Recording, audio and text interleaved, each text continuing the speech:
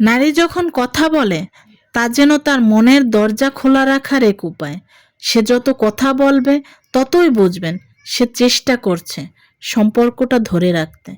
যখন সে রাগ করে, ঝগড়া করে, তখনও সে চাইছে আপনি বুঝুন, আপনি থাকুন।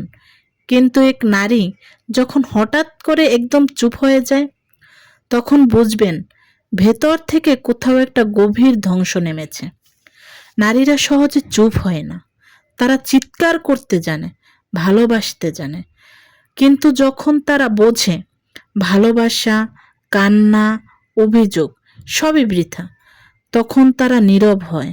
এই নীরবতা অনেক শব্দের থেকেও বেশি কষ্টের, বেশি গভীর। একজন নারী চুপ হয়ে গেলে বুঝে নিন সে ভেতর থেকে ভেঙে পড়েছে।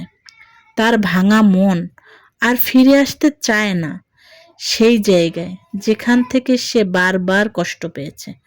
যিনি গভীরভাবে ভালোবাসতে পারে তিনি সবচেয়ে নিঃশব্দে হারিয়ে যেতেও জানে। নারীর নীরবতাকে কখনোই অবহেলা করবেন না, কারণ চুপ হয়ে যাওয়া মানেই সবকিছু হারিয়ে ফেলার প্রস্তুতি।